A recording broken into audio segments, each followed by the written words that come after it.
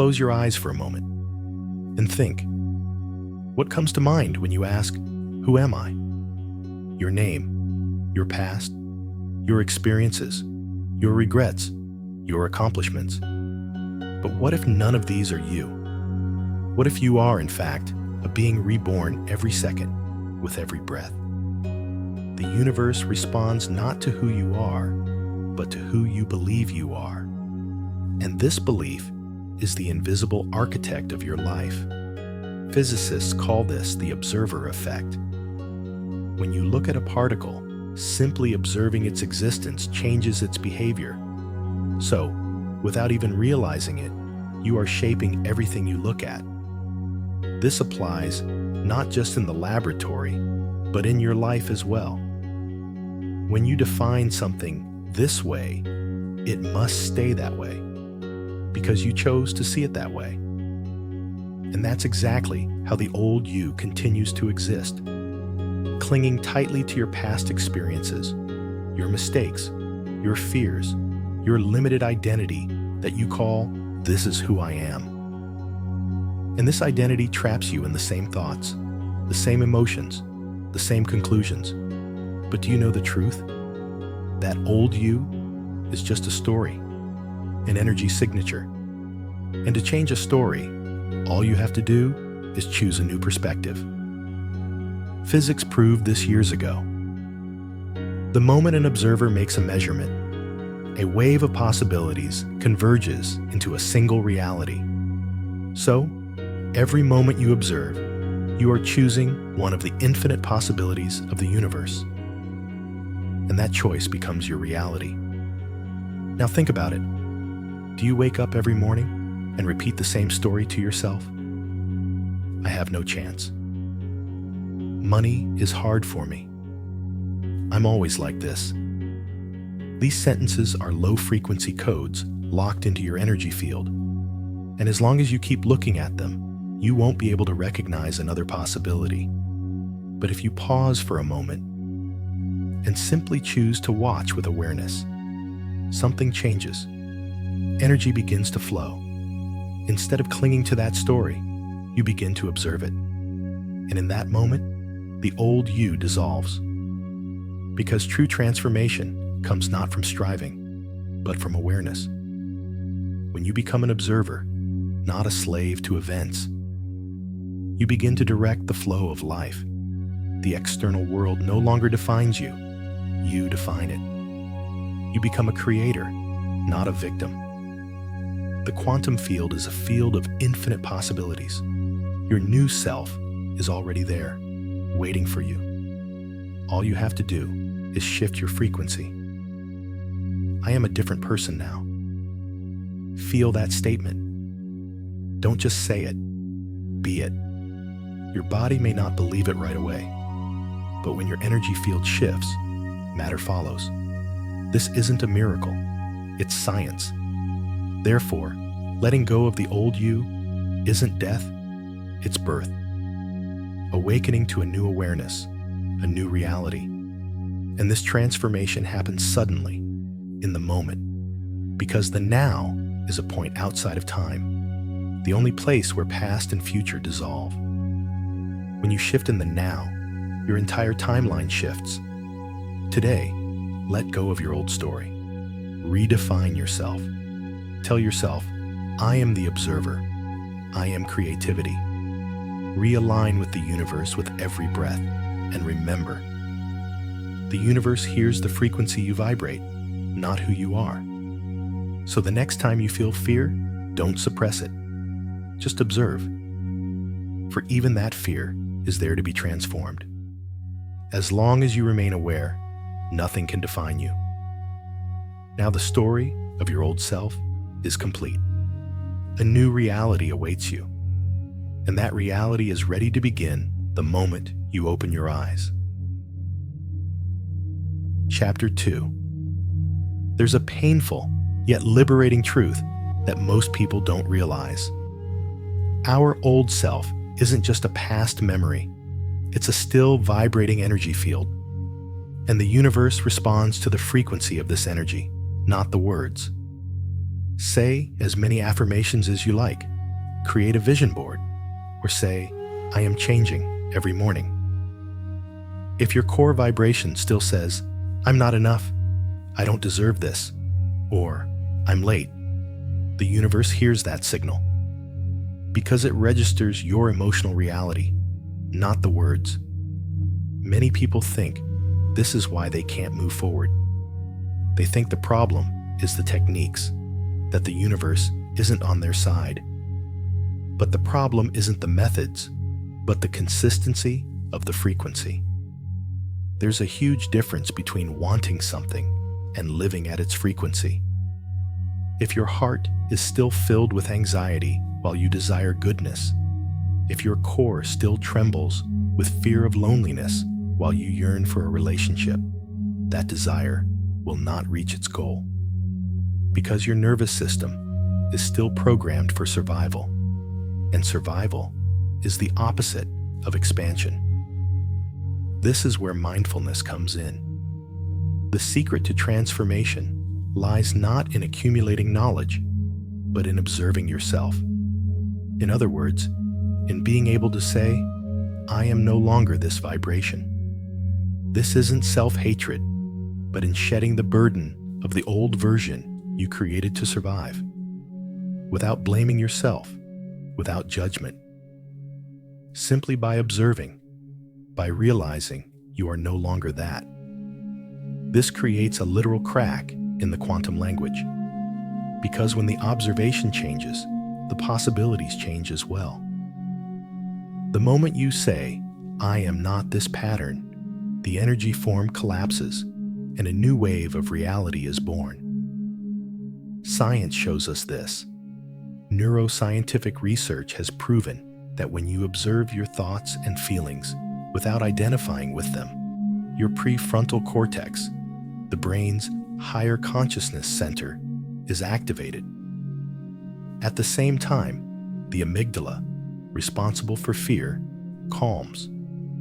Therefore, practicing mindfulness is not just a spiritual experience, it creates a measurable neurological transformation. Let's go even further.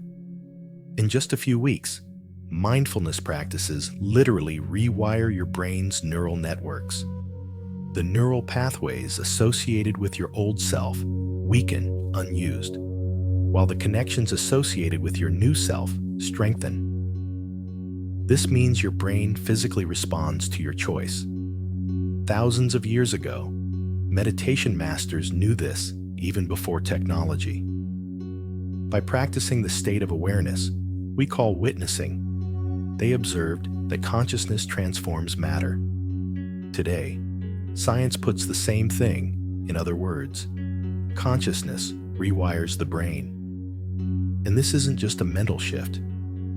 Even your autonomic nervous system, which governs your heart rate, breathing rhythm, and digestion, responds to this awareness.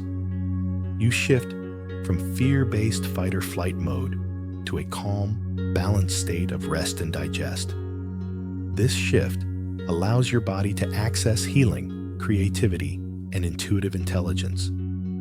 Therefore, shedding your old self is not a battle, but a process of adaptation. Instead of fighting the universe, you learn to dance with yourself. But most of us are still in a waiting mode. We say, let everything change, and I'll relax. But in the quantum realm, it's the opposite. When you relax, everything changes. Because the field responds to your current vibration, not your desire. When you say, I want abundance, but deep down, you still feel lack, the universe reflects this frequency of lack. When you say, I want love, and you feel jealousy, loneliness, or worthlessness, the field perceives it because it is neutral. It simply reflects. It's like looking in a mirror. You raise your hand, but the reflection reflects exactly what you did, not the other way around. And so is the universe. Reality corrects you, not imitates you. So, if you want to create a new life, you must first transform into a new vibration. The important thing is not to think differently, but to be different. Entering the state of you observing your desired future, this is the true leap. Every thought generates a vibration. Every emotion is a signal. And every moment of awareness moves you from one timeline to another. The energy of the old you is no longer valid. A new you emerges. And this you speaks not with words, but with frequency. You are now the observer. You are now the creator. And the universe is ready to hear this new vibration of yours. Chapter 3. One of the deep laws of the universe states, every thought is an electric current. Every emotion is a magnetic wave. When these two combine, you send a continuous message into the quantum field, like an invisible radio broadcast. But this broadcast tells you who you are, not what you want. Your brain operates at specific frequencies, like a transmitter. Low vibration emotions like fear, anxiety, and doubt literally trap you in a lower frequency band. Neuroscientists call these beta waves. In this state, the mind is chaotic, your energy is scattered, your heart is restless. Receiving a clear signal from the universe in this state is like trying to listen to classical music on a static radio. But the heart tells a completely different story. The heart's electromagnetic field is 60 times stronger than the brain's. And this field extends several meters beyond your body. When you feel gratitude, love, or peace, your heartbeat becomes regular. The HeartMath Institute calls this heart coherence. This coherence not only changes your body's balance, but also the entire signal you send out into the universe. Think about it for a moment. You are not just a body of flesh and blood. You are a walking electromagnetic transmitter that influences the quantum field through your thoughts and emotions. The people you encounter, the opportunities that come, the coincidences, they all respond to this invisible signature you emit. That's why two people can encounter the same opportunities in the same environment. But one experiences miracles while the other struggles with obstacles. Because one is on the frequency of, I am open, ready, and worthy. The other remains on the frequency of, I am inadequate, I am separate. The universe responds to both honestly, based on who they are, not their desires. So ask yourself, what are you really broadcasting? While you say you are ready, is your frequency still emitting anxiety, scarcity, and impatience? Because it's like trying to listen to a beautiful symphony while tuning the radio to static. This is why your old self struggles to access a new timeline. Because your nervous system is still tuned into the past. And your nervous system listens to feelings, not words. Let's consider an example to understand this. Someone who grew up constantly receiving the message that money is hard to make may long for abundance as an adult, yet experience physical stress with every bill payment. Their heartbeat quickens, their breathing shortens, and their body goes into high alert. In this state, they unknowingly broadcast at the frequency of scarcity. The universe hears this frequency and sends them similar experiences. That's why many people say, I'm doing everything right, but why isn't it working? The answer is simple. They try to change superficially, but deep down in their nervous system, they remain the same. True transformation is more than just changing your thoughts. It's about reprogramming your brain structure, your body's memory, and who you are at the cellular level. So you don't just change what you think, you change how you vibrate. There's a powerful way to understand this. Visualize your future self. Imagine how that self walks, breathes, handles stress, and talks to people. So breathe, then pause. Because every micro behavior informs the quantum field of who you are. Therefore, transformation isn't about trying harder, but about becoming a different being. Instead of attracting something, you become the one who attracts it. Neville Goddard summarized this way: you don't actually manifest, you choose. And you are the one making that choice. This statement is the essence of all quantum teachings. You don't create a future, you simply adapt to its frequency. So how can your present self adapt to something it has never experienced before? Only through internal transformation. So you don't need to build a new self. This version already exists. Right now, in the quantum field, it is vibrating in the same field as you. You just have to remember. Simply shift from the frequency of fear to the frequency of trust, love, and abundance. And when that moment comes, everything changes. Because the field no longer responds to your old self, but to your new existence. When you change, reality must change. This is the most absolute law of the universe. Chapter 4. Think about it. What if time isn't as linear as you think? Isn't it a line stretching from point A to point B? A point where infinite moments, infinite possibilities come together? Quantum physicists call it the multiverse. Spiritualists call it the field of infinite possibilities. The names may change, but the message remains the same. Whoever you choose to be right now, you summon that truth. Time isn't rigid. The person you want to be in the future is actually vibrating somewhere right now. It's in the same place as you, but on a different frequency. Your task isn't to chase it, but to harmonize with it, like a radio. When you're on the wrong frequency, you hear only noise. But when you catch the right wave, the melody suddenly becomes clear. This is reality. It comes to you not because you deserve something, but because you resonate with it. Because the universe hears your vibration, not your effort. Stop now and ask yourself, if my highest self were living inside me right now, how would it think? This self radiates confidence, not anxiety. It creates attraction, not struggle, but consistency. Its energy operates even before it speaks. That's why you feel a noticeable warmth when some people walk into a room. This is energetic consistency. The universe doesn't respond to you, it simply reflects. It brings you what you're in harmony with. Therefore, transformation begins within, not without. If you want to build a new life, you must first let go of your old story. You must free yourself from who you think you are. Because your old self is software you built to protect you.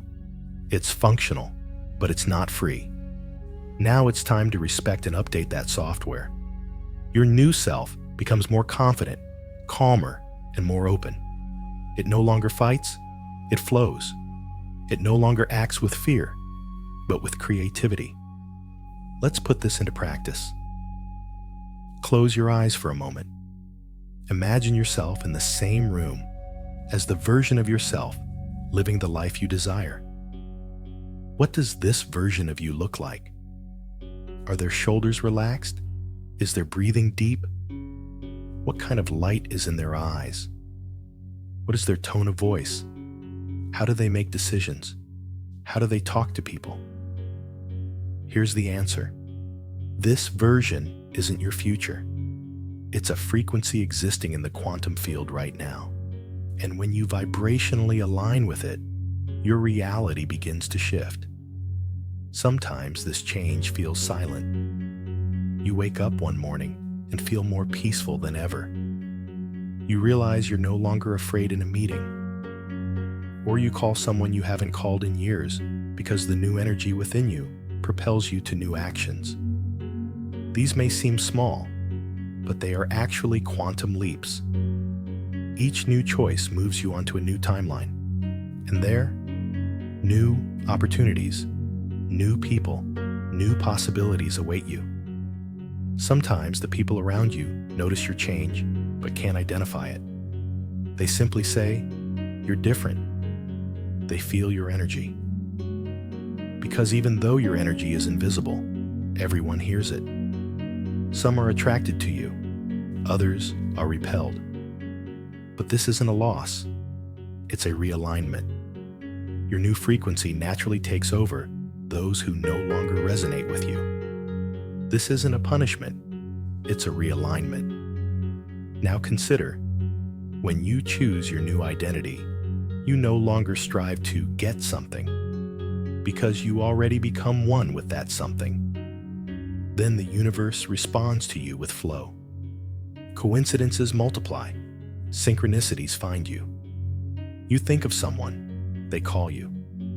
You ask for an opportunity, and it appears. These aren't chances, they're simply the echo of a new electromagnetic signature. Here's why.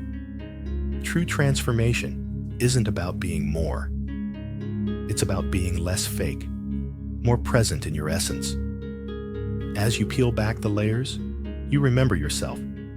You were already there, only in the mists of your old frequency. Reality changes instantly, because you can change instantly. The hidden law of the universe is this. When you align with yourself, time bends, opportunities accelerate, and the world begins to recognize you as your new self. You no longer need to carry the old you. It has done its job. Now let go, say thank you, and step forward, because your future isn't waiting for you. It's already here. It's just waiting for you to align with your frequency. Reality isn't what you observe. Who you are shapes everything you observe. And that's why, when you change, the whole world changes. Chapter 5. At some point, we all walk around with a version of ourselves that no longer serves us. That old you is the version of us that knew how to survive, protected our boundaries, and learned to stand strong against our fears. But then something happens. There comes a moment when you realize, this isn't me anymore. There must be a new side to this story. And in that moment, something shifts. You no longer chase a new future, because you understand that the future already exists within you. You're not attracting it, you're simply in vibrational harmony with it. So, are you ready to meet that new you? This is where words end and emotions begin. Transformation begins not with knowledge, but with physical awareness. Because no teaching, no understanding can be real unless you live it. Change becomes permanent when it's embodied in the body, not in thought. Stage 1. Recognizing the old self. The first step is not to reject the past, but to understand it. Because you can't let go of what you haven't accepted. That old self, your fears, your doubts, your perfectionism, perhaps the self that tried to control everything, served you for a long time. It protected you, supported you, carried you through many storms. But now you're walking in a different direction, and that old energy can't take you there. So, look at the you of the past with gratitude. Say, I can carry you now, but I don't need to carry you with me. Stage 2, the ceremony of letting go. Now, imagine that old self with a symbol, like a heavy suitcase in your hand, full of memories, stories, old patterns. It's time to let go of this burden that has shaped you for years. You don't have to let go. Let it go. Take a deep breath and feel that moment. Your body becomes lighter, your energy flows, and the space opens. This is the first spark of transformation. A new frequency is born. You are now like an empty vessel, and the universe is preparing to fill that space with a new vibration. Stage 3. Embodying the new self. Now stop imagining your future. Live in the moment. That new version of yourself, your confident, peaceful, serene self, is already here. How would it walk? How would it talk? How would it respond to challenges? Breathe into that self now. For it exists in the present, not the future. When you connect with your new self, your vibration shifts, and the universe responds to this frequency. You no longer need to ask for what you want, because you already are. Stage 4. Affirmation. Anchoring the new reality. Now seal it with a statement. I no longer live in the past. I am in harmony with who I truly am. This isn't just a statement. This is a frequency. These words should resonate within your cells. Don't just say it, be it, because your body is listening. Every cell, every atom, and the field is listening to you. Your new vibration is rearranging invisible possibilities. New people, new opportunities, new paths are beginning to emerge. Stage 5. Staying in the flow. But remember, transformation is not a ceremony, but a habit. It's not a one-time decision, but a choice made anew every day. When your old self returns, because it will, don't judge it. It beckons you like a familiar path. Think of a river. After years of flowing in the same direction, it takes time for water to settle into a new one. So don't be afraid when old emotions surface. This is a sign that your system is releasing past energy. Your nervous system is cleansing itself of its attachment to your old identity. This isn't a collapse, it's a cleansing. When that moment comes, remember this. This is an energy passing through me. This is not me. This is the birth of the new. Final word. Reality is shaped by the intention of the observer. If you change who you are, the world will show you a different face. So stop chasing the future. Be it now. Every breath, every thought, every choice carries an energy that nourishes your new identity. And one day, you will realize that the story of your old you is now just an echo, and you will already be born into a new reality. Chapter 6. Some days, everything goes well. Your soul expands, your thoughts become clear, and you are completely in harmony with your new identity. But there are other days. Your old self wants to pull you back. Like a habit you've held for years, it invites you back into your old emotions and patterns. And then, don't panic. This isn't regression, it's integration. These are days when the new frequency of your consciousness is trying to settle into your cells, your emotions, and even your muscle memory. So, be gentle with yourself on those days. When challenging emotions arise, remember that they are simply energy passing through you. Don't resist. Don't suppress. Don't analyze. Just observe. Because acceptance allows the energy to flow. And this acceptance moves you from resistance to flow. Choose a new you. Every morning, before the world demands anything of you, pause for a moment. Ask yourself this question: which version of me will create reality today? While this question may seem simple, it changes your entire timeline because you are reborn every morning. And the identity you choose sets the tone not only for today, but for your entire future. Like a stone thrown into water, your choice creates ripples in the quantum field. These ripples rearrange not only your life, but also the possibilities of everyone you come into contact with. Therefore, when you change, the world changes with you. The transformation of reality begins not in the future, but right now. Reality is flexible, not rigid. That strange blend of lightness, peace, and possibility you've been feeling for so long, a sense of lightness, peace, and possibility, is a sign that something is changing. It's not your imagination. It's this sensitive field. Reality isn't fixed, as we've been taught. It's alive, fluid, and responds to your vibration. When you shift to a new frequency, it's a physical necessity for the universe to adapt to that frequency. It's not magic. It's quantum physics. Your vibration is the blueprint for your reality. And when your vibration changes, your life can't stay the same. Everything around you gradually begins to respond to your new vibration. Remember when emotions rise? Some mornings, old emotions resurface. Perhaps fear, perhaps doubt, perhaps an echo from the past. That's when you remind yourself, this isn't me. This is just an energy passing through me. Every old pattern resurfaces before dissolving. But you're no longer living that pattern. You are an observing, aware, choosing being. And in this very moment, you are empowering your new self.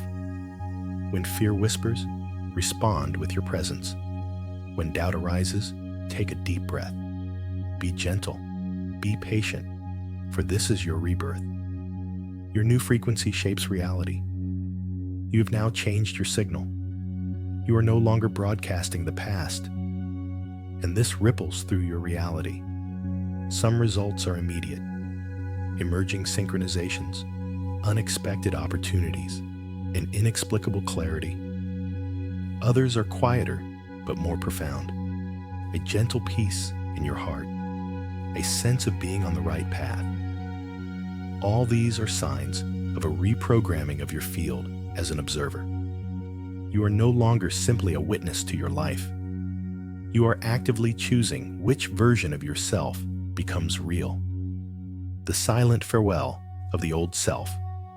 All ancient teachings describe the same thing in different languages: killing the ego or dying before you die. But in reality, this isn't self-destruction. It's compassionately releasing the old identity. You've already accomplished this. You've passed through a sacred death, not symbolically, but energetically. You've honored your old self, and now you've made room for the birth of a new self. If these words ignited a spark within you, if they reminded you that the light within you will never fade, then this journey is not just a video, it is a memorial. Don't just leave a comment below. Leave an energetic signature. The old me is gone. This becomes a declaration that resonates through the quantum field. And when each of us unites in this consciousness, the world begins to vibrate in that consciousness. You are not alone. This is the silent but powerful awakening of a new era. And now you know. Reality doesn't change. You do, and it follows you. Flow. I was at a train station. The trembling echo of metal on the tracks seemed to still beat the heart of old times. As I watched a train pass by, I realized no one was actually getting anywhere. People were running, breathless, clutching their bags. But none of them were truly there. Everyone was simply passing by. Just as seconds, minutes, years do. Time was like an invisible river flowing through us all. We thought we were swimming in that river, but in reality, we were already being swept away. For a moment, I pulled my watch out of my pocket and looked at it. 7:45. Then my eyes darted.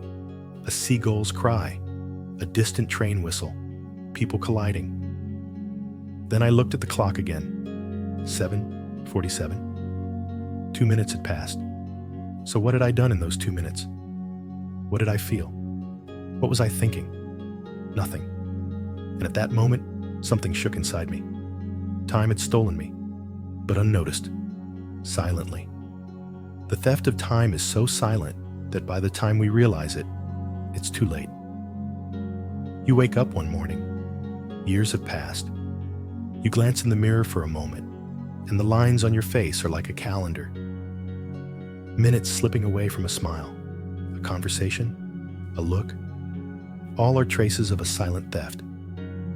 Time seems to steal nothing, but in reality, it takes everything.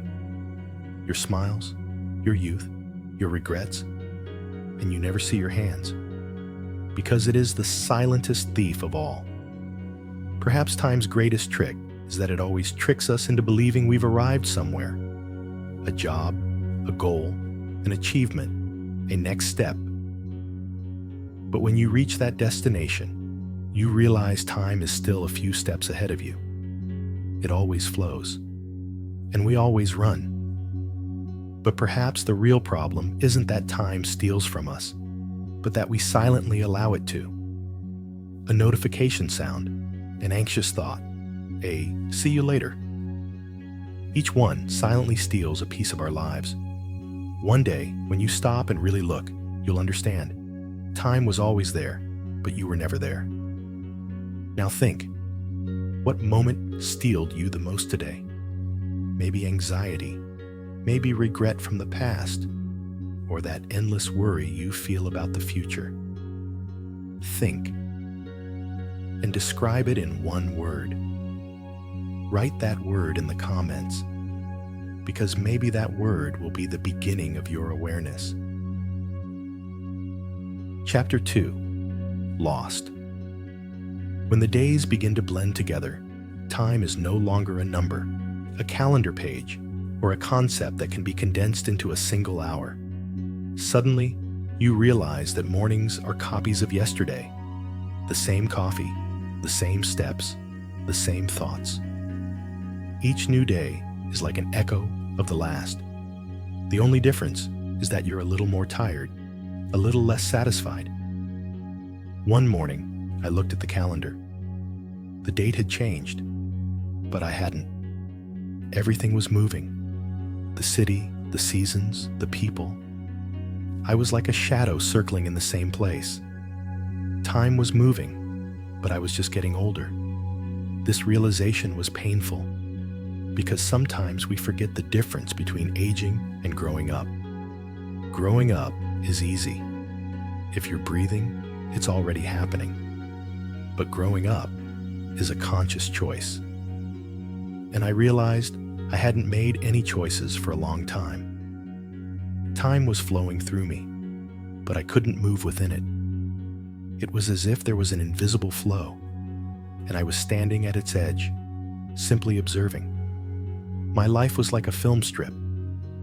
I was both an actor and a spectator, but I no longer even knew which scene I was on. In quantum mechanics, they say, the past and the future exist simultaneously. Everything exists as a potential possibility until you look. Your observation selects one of the possibilities, and it becomes real. At that moment, I thought, perhaps I was a possibility lost in the now. Perhaps I was an awareness suspended between my past and my future. I was neither fully here nor fully there.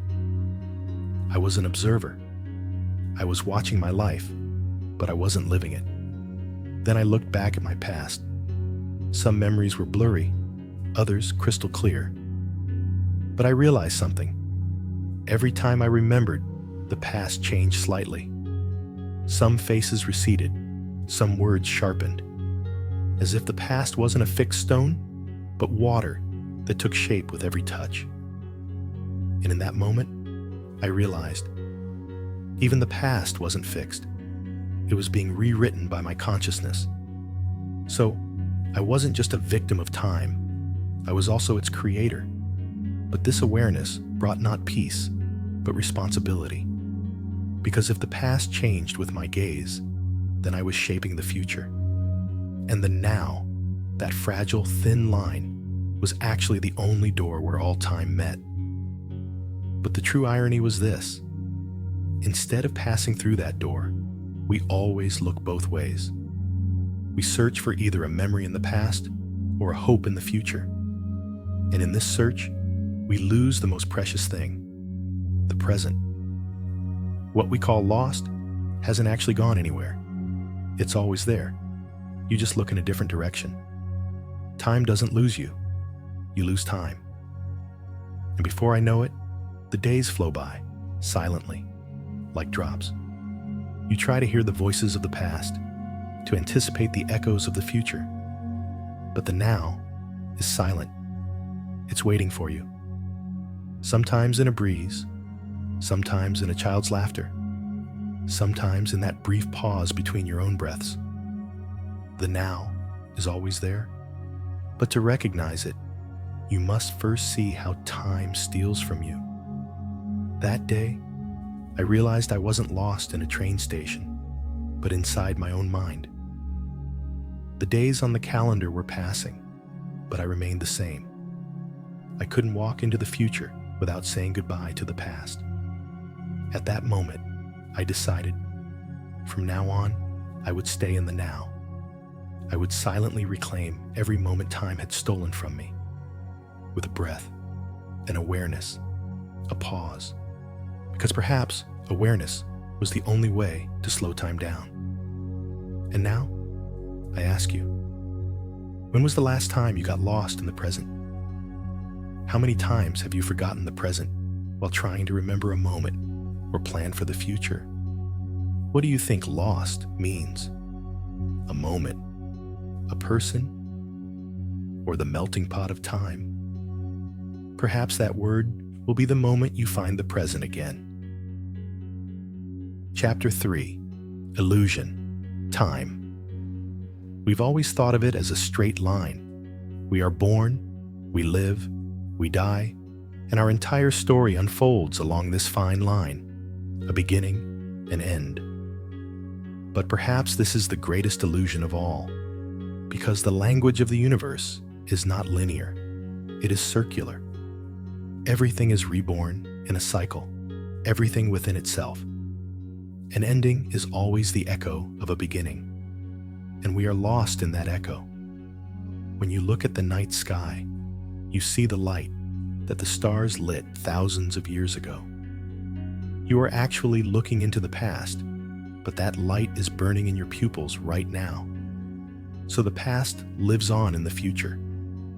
Perhaps the universe is trying to tell us time is not a line, but a circle. One day, I stopped and asked myself, have I truly lived, or have I simply passed through? There was a long silence. I waited for an answer, but not a word came. Just a wind blew. And in that wind, I smelled the scent of my years, the joy of childhood, the excitement of youth, the quiet weariness of adulthood, all passed with that wind. At that moment, I realized time wasn't outside me. It flowed within me. Every memory, every emotion was swirling within me. Every moment I was hurt, every moment I laughed, every moment I was silent, we touched each other, forming a whole. And I wasn't, as I'd thought, an observer outside of time. I was at the very center of time. Perhaps the deception of time is that it appears like a flowing river, but in reality, we are not the water in that river, but a vibration within it. We are like a wave that rises and then recedes again. Nothing truly ends. It only changes form. Birth is not a beginning, but a continuation. Death is not an ending, but a return. The withering of a rose is not destruction, but rebirth in a different form. Every particle of the universe reminds us of this cycle. But we, modern humans, have confined time to measurements. Clocks, calendars, alarms. We divided everything into minutes, and then we got lost in those minutes. The falling of a calendar page no longer tells us just the end of a day, but a quiet opportunity. Yet the rhythm of the universe is completely different, silent. But in this silence lies an endless cycle, just like the beating of a heart. each beat an ending, also a beginning. One day I placed my hand on the trunk of a tree. I felt the rings of the centuries in its bark. Each ring told the story of a year. Some thin, some thick, some drought, some abundance.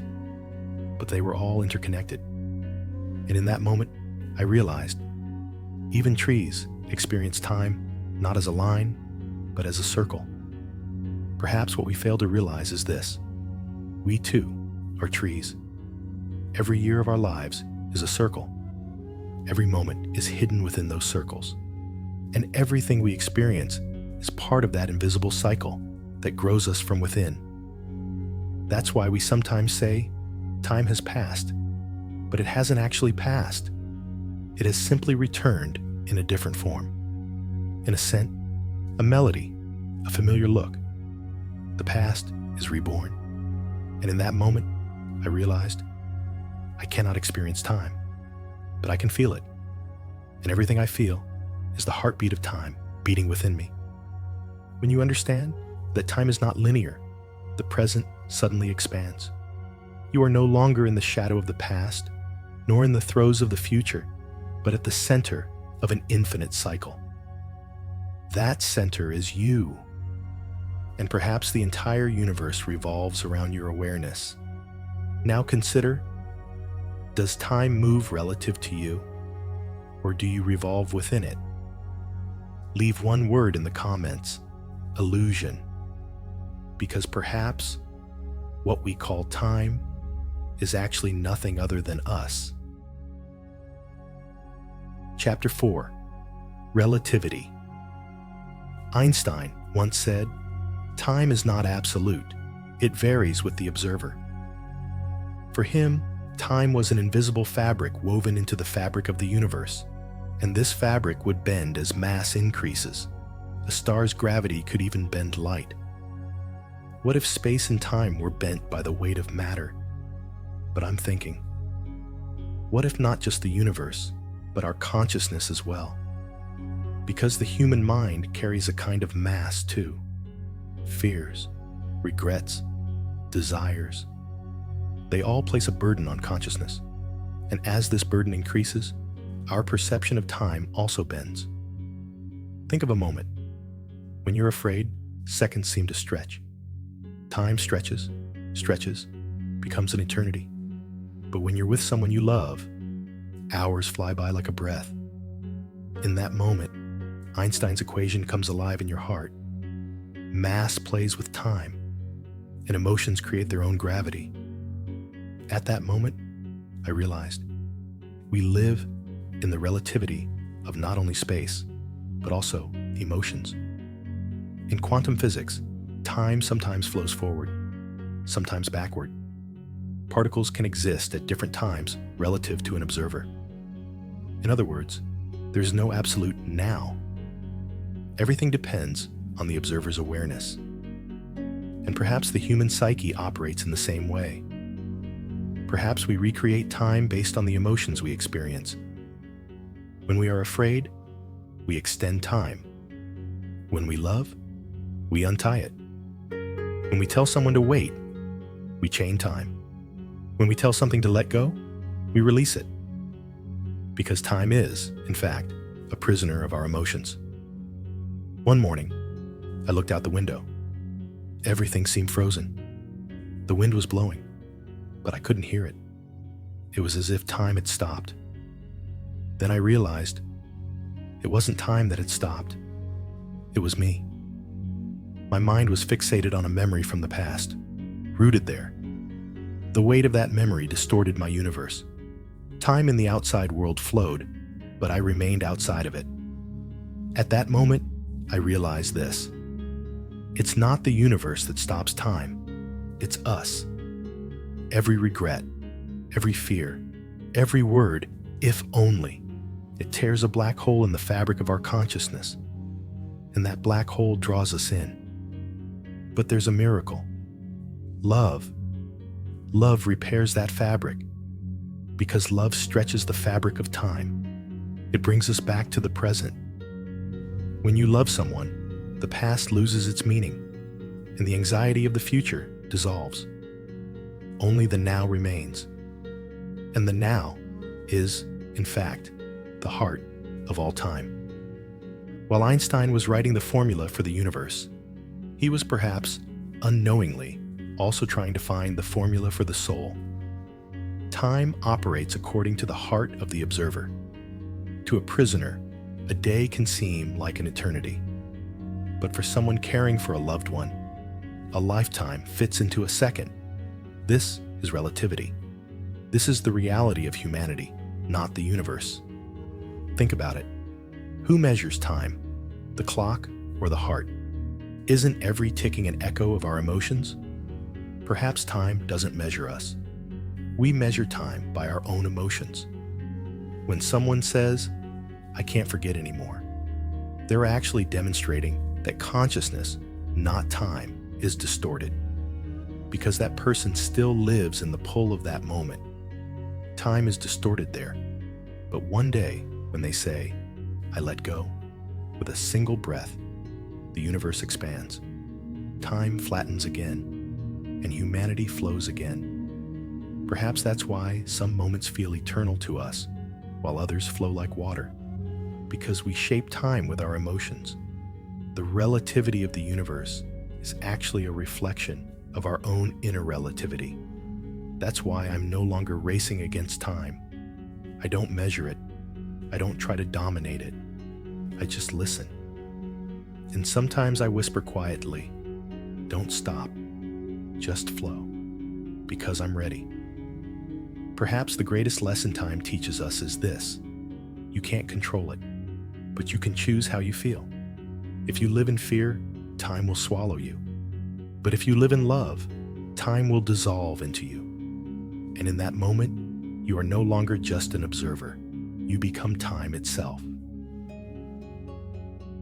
Chapter 5. Posture. One morning, I decided to do nothing. I didn't think, plan, or remember. I just sat. It wasn't even sitting, actually. It was as if my existence had forgotten the meaning of movement. Time seemed to be flowing, but I was somewhere outside of it. I heard the ticking of the clock, but that sound no longer belonged to me. At that moment, something happened. The flow of time stopped. Or perhaps I had stepped outside of it. For the first time, I felt neither the weight of the past nor the urgency of the future. Only that moment, only the now remained. And in that moment, I realized, perhaps time feeds on our obsession with constant movement. The more we say, "I must do something," the faster time passes. But when it stops, time is forced to stop as well. Because time feeds on thought. The more you think, the faster it accelerates. The more silent you remain, the more it freezes. For a moment, my stream of thoughts was interrupted, and I fell into the now. A boundless void, as deep as a well. There was neither past nor future. Only existence, only me. Silence grew within me, and that silence swallowed all the sounds of the outside world. Birds chirping, the sound of the wind, the hum of a distant vehicle. All were within the same whole, and I was a part of that whole. For the first time, time served me. I wasn't drifting within it, but flowing around me. It was as if I were a stone following the river, not in it. At that moment, I understood something very clearly. Time is, in fact, the movement of the mind. When the mind stops, time stops. Because what we call time is the product of the concepts of before and after. But if there is no thought, there is no before, and there is no after. Only the present remains. That's why the present is eternal. Because it doesn't go anywhere. It's always there, waiting for us to notice it. For years, I thought time was chasing me. But that day, I realized I was chasing it. I tried to get somewhere, to fix things, to remember. But time wasn't outside me. It was inside me. And when I became silent, time became silent too. Perhaps the greatest secret of the universe is this: when you stop thinking, time leaves you. In silence, there is a kind of eternity. But this eternity isn't scary. On the contrary, it's peaceful. Because in that silence, nothing is missing. No regrets about the past, no worries about the future, just pure being. At that moment, I heard my own heartbeat, a rhythm that even respects time. With each beat, it felt like I was touching the center of the universe. With each breath, the universe shrank enough to fit inside me. Maybe God lives in silence, I thought, for only in silence can the voice of everything be heard. And in that silence, I was no longer a person. I was simply a being. As the noise of my thoughts faded, the whisper of the universe began to be heard. The language of the universe was not noise, but stillness. That silence spoke volumes without saying anything. After a while, I looked at the clock again. Minutes had passed, but I felt as if I hadn't lived those minutes. I had lost touch with the linear flow of time. I was in the moment, and there were neither minutes nor hours. There was only a sense of eternity. I didn't do anything that day, but perhaps for the first time in my life, I truly did something. I stopped. Because stopping isn't surrender, it's awareness. When you stop, you can see where the universe is taking you. When your mind calms, you become aware of the true movement within you. Perhaps that's why some moments only emerge when you stop. The direction of the wind, the fall of a leaf, the loss of a thought. Everything is noticed in silence. That day, I realized time's greatest trick is to keep us in constant motion. But true wisdom lies in learning to stand beyond movement. I no longer fight time. I don't chase the mind. I don't hold on to the past. I don't squeeze the future. I just sit and watch. Because sometimes doing nothing is the only way to understand everything. And in that moment, time doesn't control you. You control time. Now think about it. When was the last time you truly stopped? Remember what you felt, not what you thought. Leave a single word in the comments. I stopped. Maybe with this word, time slows down a little. Chapter 6, Rebirth. Tonight, I awoke in a moment of realization. Even though my eyes were open, I hadn't truly seen it until then. I realized I was chasing time, not the other way around. It was as if I'd been swimming in a river that had been flowing in the opposite direction for years. And in that moment, I understood the direction of the water for the first time. This realization was like a light, but not from the outside, but from within. It illuminated the dark corners of my mind one by one, and it was as if I were waking from a years-long sleep. Time wasn't my enemy, it was my teacher. By making me rush, by making me wait, by making me lose, it was teaching me something each time. That day, I understood. Every decision creates a small universe.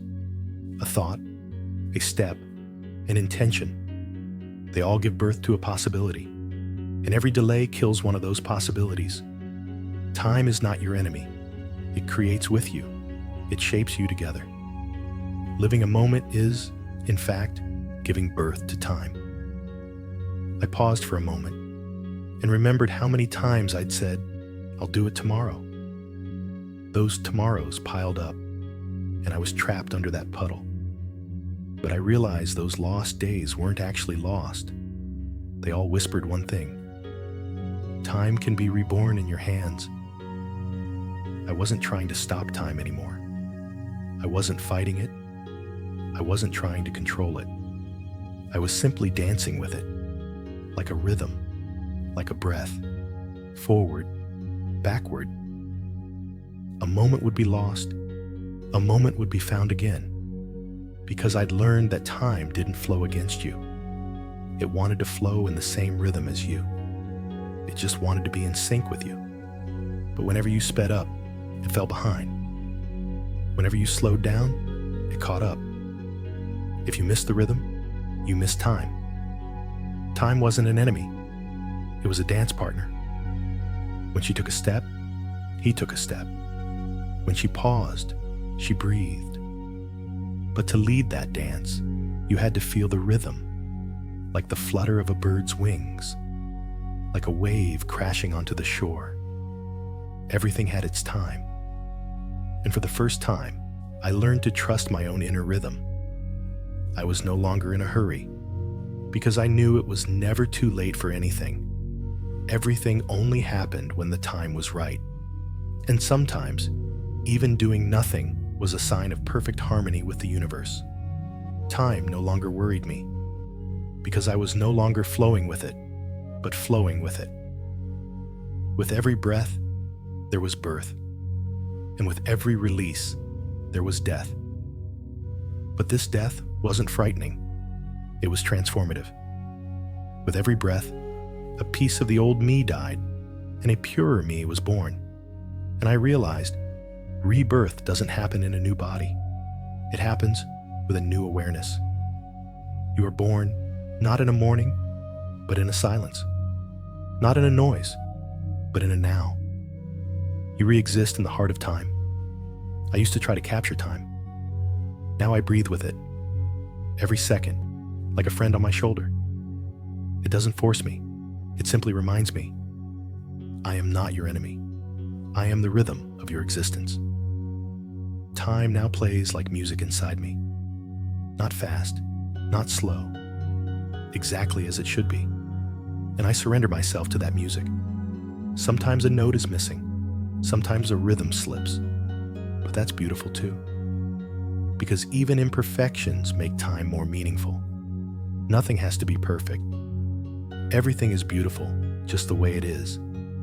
I no longer try to understand time, but to live it. Because time gains meaning not only when understood, but also when felt. In a heartbeat, a breath, a smile, the essence of time is there. And perhaps the greatest rebirth is the moment you make peace with time. The past no longer holds you captive, and the future no longer frightens you. Because you know, everything is already happening when it's meant to. There's a kind of peace in that awareness. There's no beginning, no end, just an endless flow. And in that flow, I'm reborn, with every moment, every breath, every awareness. Chapter 7, The Call. Sometimes there's a voice inside us, nameless but unsilenceable. Sometimes it touches a memory, sometimes the shadow of a face. And no matter how hard we try not to listen to it, it's always there. It wants to filter through time, reminding us of something. Perhaps as you listen to these words, you'll hear an echo of yourself somewhere. A regret, perhaps. An unfinished sentence. An unspoken apology. Or a smile you've long tried to forget. But even if you don't realize it, it's all still there. Amidst the layers of time, waiting for you. Because time isn't just something that passes. It's reborn as you remember. And sometimes, returning to the past is the only way to move forward. When you touch your past, when you realize it still affects you, you don't actually descend into the depths of time, but into the center of your own consciousness. Perhaps you've noticed, time doesn't follow you. You follow it. It's always there. But every time you notice it, you shape it. It speeds up with a thought. It slows down with acceptance. It transforms into eternal peace with forgiveness. Therefore, trying to defeat time is futile, because it is already one with you. It contracts every time you ask, "Why me?" It expands every time you say, "I'm here now." It flows with your heartbeat, pauses in your silence. And what about that feeling inside you? Perhaps you can't even name it, but it is your call. A silent vibration rising to remind you of yourself. A call from beyond time, but audible only in the now. This call asks nothing of you. It simply asks you to be aware, to no longer run away. Forgive your past, don't force your future, and truly be in the moment. Because the only way time can steal you is by walking away from yourself. But the moment you realize this, it can no longer touch you. In that moment, the chain of time is broken. And for the first time, you know what true freedom feels like. Now, only one thing remains. Stop fighting time. Learn to walk with it. Let each moment be a turning point, not an ending. And if one day you feel lost, remember, time flows not through time, but within you. Your awareness determines its direction. As long as you exist, it continues to exist. So, take a breath now. Feel all your past, all your future, and all your nows merging. And know that you are not waiting for time. Time is waiting for you.